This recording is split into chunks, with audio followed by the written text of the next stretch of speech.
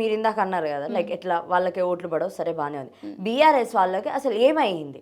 BRS నాయకులందరికీ ఏమైంది? BRS cadre ఎక్కడికి పోతుంది? అసలు ఏం జరుగుతుంది? మీకైనా అసలు కనీసము ఒకటి ఉందా, అర్థమవుతుందా ఏం జరుగుతుందని ఒక క్లారిటీ అయితే మీరు మెయింటైన్ చేస్తున్నారా?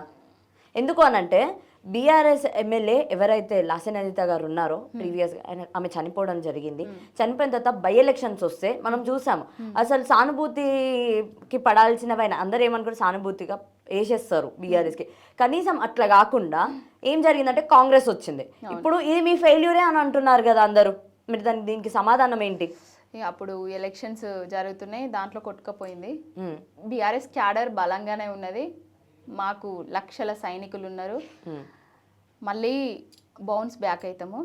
అంటే కేసీఆర్ గారు అంటే మొత్తం అన్ని కమిటీస్ వేసి అన్ని మంచిగా జరగబోతున్నాయి, మళ్ళీ జరగబోతున్నాయి అని అంటారు. అంటే మళ్ళీ మీరు కేసీఆర్ రాజ్యం తీసుకొద్దాం అని అనుకుంటున్నారా? కేసీఆర్ రాజ్యం కావాలని ప్రజలు కోరుకుంటున్నారు. ఈ మధ్యలోనే ఒక రియల్ ఎస్టేట్ చేసే వ్యాపారి నాకు కలిసిండు. అక్క బాపు బాపు అని వీడియోస్ ఇస్తారు కదా, మీకు దండం పెడతాం ఒకసారి బాపుకు చెప్పుండ్రి, రియల్ ఎస్టేట్ మొత్తం డమాల్ అయిపోయింది. కేసీఆర్ తెలంగాణ తెచ్చి ఎంత పని చేసిండ్రో, ఎంత మంచి పని చేసిండ్రో, తెలంగాణను రేవంత్ రెడ్డి అంటే అప్పచెప్పి ప్రజలు అంతా ఏడుస్తున్నారు. ఈ విషయము ఏదన్నా ఒకటి చేసి ఈ ప్రభుత్వాన్ని కూల్పించండి అని చెప్తున్నారు. కానీ ప్రభుత్వాన్ని కూల్చుదామైతే మేము చూస్తలేము. అంటే ప్రజలు తెలుసుకోవాలి ఏది మంచి ఏది చెడు. అంటే ఒకటి బంగారం ఏదో వెండేదో అంటే గుర్రము గాడిద అనేది విలువ తెలవాలంటే గుర్రం ఎట్లాంటి గాడిద ఎట్లాంటిదో తెలవాలి కదా. అట్లనే ఇప్పుడు కేసీఆర్ విలువ తెలుసుకుంటున్నారు ప్రజలు ప్రతి ఒక్కరు. సో కేసీఆర్ మళ్ళీ వస్తారు అని అంటారు. తప్పకుండా. అసలు ఆయన బయటికి రావట్లేదు కదా, ఎట్లా వస్తారు అని అనుకోవాలి? బయటికి రాకపోతే బయటికి వచ్చి ప్రశ్నిస్తే కదా. ఆయన అసెంబ్లీలో ఆయన ఒక్క రోజు వస్తే కేసీఆర్ గారు తయారు చేసిన ప్రతి సైనికుడు ప్రశ్నిస్తున్నాడు. కేసీఆర్ గారు తయారు చేసిన ప్రతి సైనికుడు ప్రశ్నిస్తున్నాడు. కేసీఆర్ గారే ప్రశ్నించే అవసరం లేదు. అరే కేసీఆర్ అసెంబ్లీకి వచ్చుంటే ఆ రోజు కేటీఆర్ కానివ్వండి, లేకపోతే హరీష్ రావు కానివ్వండి, కౌశిక్ రెడ్డిని కానివ్వండి, మీ బీఆర్ఎస్ ఎమ్మెల్యేలని అట్లా ఎత్తుకెళ్లాల్సిన అవసరం వచ్చేది కాదు కదా. నిరసన వ్యక్తం చేస్తుంటే తీసుకొని వెళ్ళిపోయారు. కేసీఆర్ గారు వచ్చుంటే వాళ్ళని ఎత్తుకపోయేది కాదు అంటున్నారు. అసలు వాళ్ళని ఎందుకు ఎత్తుకపోయినరు? నిరసన వ్యక్తం చేశారు. ఎందుకు నిరసన చేసిండ్రు? అది సబితమ్మ గురించి మాట్లాడడం, ఆ విషయంలో ఎవరు మేము ఒప్పుకోము, అసలు అలా ఎలా మాట్లాడతారని చెప్పడం వల్ల. అంటే మహిళ మీద ఆ విధంగా మాట్లాడితే అది గౌరవ సభనా కౌరవ సభనా? ఏం నడుస్తుంది అసలు? సభా సంస్కృతిని సభా మర్యాదలను గాలికి వదిలేసారు. ప్రజాపాలన అన్నారు, దాన్ని గాలికి వదిలేసిండ్రు. ఇప్పుడు ఎవరైతే ప్రశ్నిస్తున్నారో వాళ్ళ మీద కేసులు దాడులు చేస్తున్నారు, వాళ్ళని ఎత్తుకపోయి ఆ పోలీస్ జీబులో పడేస్తున్నారు, అరెస్ట్ చేస్తున్నారు, ఎక్కడో దించేస్తున్నారు. ఈ విధంగా చేస్తున్నారు. దానికి కేసీఆర్ గారికి సంబంధం లేదు. అంటే కేసీఆర్ గారే వచ్చుంటే ఇవన్నీ జరిగేవి కాదు కదా. పూరితమైన మాటలు మాట్లాడి కేసీఆర్ గారు చిన్నబుచ్చుకునేటట్టు చేసి కదా ఇంకా అంటే వీళ్ళనే ఇట్లా చేస్తున్నాడు కదా. అసలు కేసీఆర్ గారు ఒక్కరోజు అసెంబ్లీకి జనరల్ ఫస్ట్ డే కొన్ని రోజుల తర్వాత వచ్చారు కదా, ఒక 3-4 రోజుల తర్వాత. ముందు ఆరోగ్యం బాగలేక రాలేదు, మొన్న వచ్చిండ్రు, అసలు ఏం జరుగుతుంది చూసిండ్రు, సిచ్యువేషన్ అన్ని గమనిస్తూనే ఉన్నారు కేసీఆర్ గారు ఉన్నారని చెప్పి అక్కడ మాటలు తడబడ్డాయి కొందరివి. చూసుకున్నా కూడా ఒకసారి మనము మాటలు తడబడ్డాయి. కేసీఆర్ గారు వచ్చారంటేనే మాటలు తడబడ్డాయి. వాళ్ళకి కేసీఆర్ గారు అవసరం లేదు, వాళ్ళకి కేసీఆర్ గారు అవసరం లేదు. మా సైనికులు చాలు, మా రామన్న చాలు, మా హరీష్ అన్న చాలు, మా జగదీశ్వర్ రెడ్డి గారు చాలు, మా సబితక్క చాలు, మా పాడి కౌశిక్ రెడ్డి చాలు, మా పల్లా రాజేశ్వర్ రెడ్డి చాలు, మా ప్రశాంత్ రెడ్డి చాలు, మా సైనికులు చాలు వాళ్ళకి. కేసీఆర్ అంటారు, మేమే చాలు. అంటే వాళ్ళ కేసీఆర్ కి వాళ్ళు ఎవరు ఈక్వల్ కాదని అంటున్నారు? అసలే కాదు. ఎందుకని? ఎందుకు? ఆయన సీఎం హోదాలో ఉన్నారు కదా. అసలు కేసీఆర్ కాలు గోటికి కూడా సమానం కాదు రేవంత్ రెడ్డి, రాసి పెట్టుకోండి. ఎందుకు కాదంటే అంతే కాదు, అంటే మహిళలకి ప్రాధాన్యత ఇచ్చిన అందుకే నేను ఫస్ట్ మహాలక్ష్మి దాని మీదనే నేను సంతకం చేస్తున్నా అని చెప్పి మహిళలకి ప్రాధాన్యం ఇచ్చి సభలా ఒక మహిళ అని చూడకుండా ఆమెను అగౌరవపరిచిన చరిత్ర రేవంత్ రెడ్డిది. అసలు మహిళలకు ఎక్కడ గౌరవం ఇస్తున్నాడు? ఏ విధంగా గౌరవం ఇచ్చిండు ఆయన? ఎవరికి ఇచ్చిండు ఆయన?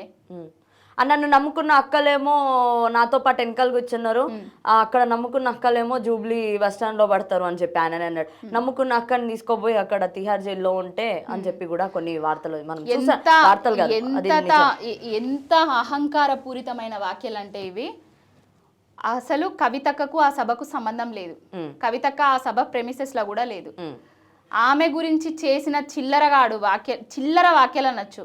ఒక సీఎం ఇలాంటి వ్యక్తిగత విమర్శలకు దిగుతాడా ఎవరన్నా? ఏదైనా ఉంటే సబ్జెక్ట్ ఉండాలి, ప్రజలకి ఇది చేస్తాము అనే వివరణ ఇవ్వాలి.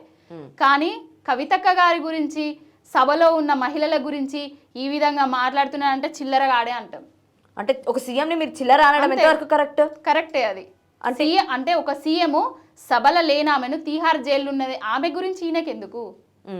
అంటే వ్యక్తిగత విమర్శలు చేసుడు ఎంతవరకు సమంజసం? అంటే వ్యక్తిగత విమర్శలు చేసి ఇప్పటికే కేసీఆర్ గారి మీద అడ్డగోలుగా ఆరోపణలు చేసిండు అధికారంలో రాకముందు. గాడిద కొడుకు అన్నాడు, కుక్కల కొడుకులు అన్నాడు, అధికారంలోకి వచ్చిన తర్వాత తొండలు జోర కొడతాము అది ఇది అని అన్నాడు. ఆ భాష ఫస్ట్ మార్చుకోవాలి. చిల్లర అని తీసేయాలి, గుంపు మేస్త్రి అని తీసేయాలంటే ఆయన ఒక సీఎం లెక్క బిహేవ్ చేయాలి ఫస్ట్. బిహేవ్ చేయట్లేదు, అసలే బిహేవ్ చేయట్లేదు. మరి ఎలా బిహేవ్ చేస్తున్నారు? గుంపు మేస్త్రి లాగా బిహేవ్ చేస్తున్నారు. అంటే గుంపు మేస్త్రి అంటే ఆయననే చెప్పుకున్నాడు కదా, నేను గుంపు మేస్త్రిని, లప్పము సున్నము అది ఇది అని చెప్పుకున్నాడు కదా, అంతే. అదే ఆ లప్పము సున్నం అంటే వాళ్ళ క్యాడర్ లో ఉన్న వాళ్ళని అనుకున్నారు. అంతే అది. ఆయనకు ప్రజల మీద పరిపాలన మీద సోయి లేదబ్బా, ఆయనకు పరిపాలన మీద అవగాహన లేదు, ఆయనకు పరిపాలన చేత కాదు. డైవర్షన్ పాలిటిక్స్ చేస్తాడు, పిఆర్ స్టంటులు చేస్తాడు. నెంబర్ 1 పిఆర్ స్టంటులల్లా చేసింది అసలు చారాన కోడికి బారాన మసాలా. కేసీఆర్ గారిని అంటే రైతు ఏదన్నా మేము పబ్లిషింగ్స్ అంటే పేపర్ అవి ఇచ్చినాం అనుకోండి, వాటి మీద నీ బీఆర్ఎస్ సొమ్మ పార్టీ సొమ్మ అది ఇదని మాట్లాడింది. మొన్న రైతు రుణమాఫీ మీద ఎన్ని పేపర్లలో ఇచ్చుకున్నాడు ఆయన అడ్వర్టైజ్మెంట్స్. మరి ఇదేంది కథ? అంటే నీది ఒకటి వేరే వాళ్ళది ఒకట. మరి ఇలా ఉంటే అసలు ఇప్పుడు సిచ్యువేషన్ ఎట్లా ఉందని అంటే పీక్స్ లో ఉంది. ఇప్పుడు మళ్ళీ ఏం జరుగుతుందని అంటే రివర్స్ లో మొన్న గద్వాల్ ఎమ్మెల్యే ఎవరైతే ఉన్నారో ఆయన ఫస్ట్ కాంగ్రెస్ మళ్ళీ వచ్చేసారు. అసలు ఏంటి మరి, అసలు ఎందుకు పోతున్నారు? అంటే దాంట్లో కనీసం కూడా వాళ్ళకు గౌరవం లేదు, మర్యాద లేదని తెలుసుకొని వచ్చిండ్రు. మళ్ళా నయానో భయానో బ్యాగులు పట్టుకపోయిండు, అందరు ఎమ్మెల్యేలను కలిసిండు. ఇక బ్యాగులు మోసే ఉంది కదా ఆయనకు చరిత్ర, ఆ బ్యాగులు ఇప్పటికి కూడా మోస్తూనే ఉన్నాడు. అంటే బ్యాగులు అంటే ఏం బ్యాగులు అంటున్నారు? ఏం బ్యాగులు పట్టుకోబోతున్నాడో మరి ఏం చేసుకోబోతున్నాడో. ఇది బాగానే ఉంది, ఓకే. అయినా కానీ ఇంతవరకు సరే కానీ ఇప్పటిదాకా మళ్ళీ కేసీఆర్ అసలు ఎందుకు రావట్లేదు గ్రౌండ్స్లోకి? అంటే రావద్దని ఫిక్స్ అయిపోయారా? రావద్దని ఫిక్స్ అయిపోరు, మరి రావాలనుకుంటున్నారు, వస్తారు, తొందరలో వస్తారు. అయితే కేసీఆర్ని చూడబోతున్నాము మళ్ళా రోజు తప్పకుండా. ఓకే ఫైన్, ఇది. అండ్ నెక్స్ట్ మనం చూసుకున్నప్పుడు ఒక సాంగ్ లో కేసీఆర్ ఒక డైలాగ్ పెట్టారు. అసలు ఏంటి, అసలు పూరి జగన్నాథ్ గారు ఆయన మూవీలో పెట్టుకున్నారు ఇస్మార్ట్ శంకర్ 2లో. మరి ఏంటి దీని మీద అసలు ఏమనుకుంటున్నారు? అసలు ఇస్మార్ట్ శంకర్ 2 పూరి జగన్నాథ్ అనేటోడు ఎప్పుడు సినిమాలు యువత తప్పుదోవ పట్టించే సినిమాలే ఉంటాయి. ఆయన సినిమాలు డ్రగ్స్, మందు, ఏది డాన్సర్స్ అవి ఉంటాయి చూడండి, సగం సగం బట్టలేసి. ఇప్పుడు కేసీఆర్ గారి డైలాగ్ను అందులో పెట్టాల్సిన అవసరం లేదు. అంటే తెలంగాణను అప్పుడు మూమెంట్లో కూడా గంగతో రాంబాబు, కెమెరామెన్ గంగతో రాంబాబు అనే సినిమా తీసిండు. తెలంగాణ ఉద్యమాన్ని చిన్నదిగా చూపించేటందుకు, అంటే తెలంగాణ ఉద్యమాన్ని కించపరిచేటందుకే ఆ సినిమా తీసిండు.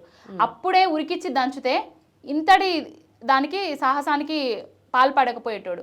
మేమందరం షాక్ అయినాం. అసలు కేసీఆర్ గారి డైలాగ్ ఏంది, ఆయన వాడుకునుడు ఏంది అసలు? అట్లా ఒక సీఎం ఆయనే 10 సంవత్సరాల పాటు తెలంగాణకు సీఎంగా వ్యవహరించిండు, తెలంగాణ కోసం కొట్లాడిండు, ఒక మహానాయకుడు. ఆయన డైలాగును తీసుకుపోయి అందులో పెడుతున్నాడు. ఆయనకు కావాలనుకుంటే చంద్రబాబు డైలాగో, రేవంత్ రెడ్డి డైలాగో, ఇంకెవరి డైలాగో పెట్టుకోనియండి. కేసీఆర్ గారి డైలాగును పెట్టడం అంటే తాగుబోతోళ్ళు అని చూపించేదానిక? వీళ్ళు ఏం దాగరు, ఇక తాగుబోతోళ్ళు వీళ్ళు అని చూపించేదందుక? ఆ తాగుబోతుల పాటకు కేసీఆర్ గారి డైలాగ్ పెట్టడము ఎంతవరకు సమంజసం? ఆయన విఘ్నతకే వదిలేస్తున్నాం. అదే ఆయనకు అంటే మా మహిళా నాయకులు కూడా కేసు పెట్టిండ్రు. ఇంకొకటి ఆయన సినిమా అయితే రానియండి, చూద్దాం. ఓకే, వచ్చినప్పుడు చేస్తామంటారు సంగతి, అంతేనా? ఇప్పటికి చేస్తున్నాం అంటే కేసులు పెట్టినాము, చూద్దాం, రానియండి. ఎక్కడ నడవనిస్తాం, ఏం చేస్తాము ఏందనేది చూపిస్తాం తెలంగాణలో.